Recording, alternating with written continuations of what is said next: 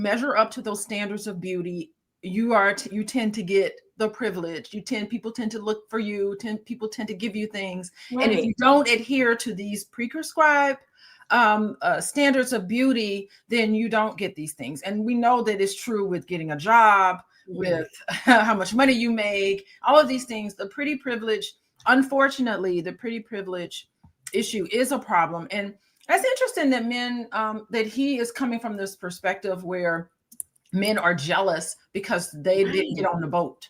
Like, I don't know, understand what it is about being on a boat that's like makes you so much better. And again, when we were talking about, can an insecure man come to terms with all of this and Mhm. have a healthy relationship? He absolutely can.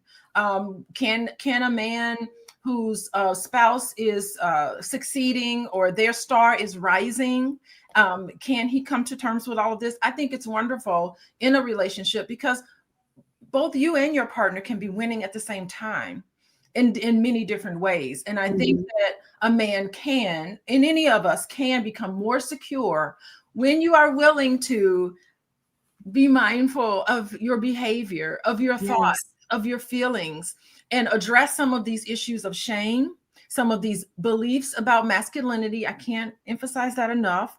Maybe there's a trauma history there, developmental trauma, and some fears about money and about power over somebody. Some people see power relationships in terms of power only. Well, what does that tell you about your childhood? Did you Mhm. see, was everything about power and control when you were growing up? So again, if some of this developmental issues are coming up with trauma, then yeah, mentorship is important, but also therapy is important. Having a conversation when you can be honest and you can talk about some scary moments that happened to you when you were growing up that made you feel as if you were not worthy, that I'm only worthy when I can perform a certain way. And if I have an external loss, then that means there's something wrong with me.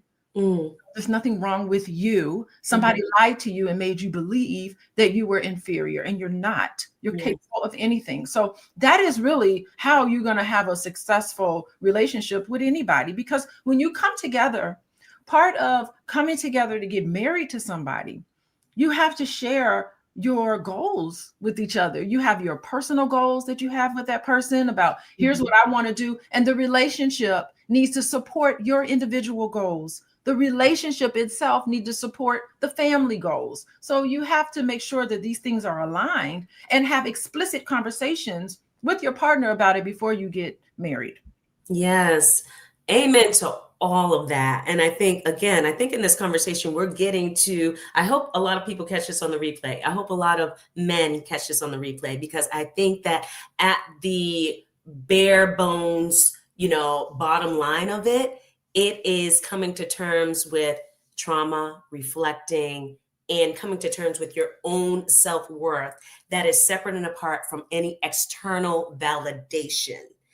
And I think that if men and women, but we're talking about men, if men can do that in this day and age, they're going to be much more secure, and they're going to show up so much more secure in relationships with women who more often than not are doing this work and having these conversations. We're having these conversations at higher rates than men are having these conversations. So I think that if they come on, y'all, send this to somebody, watch the replay.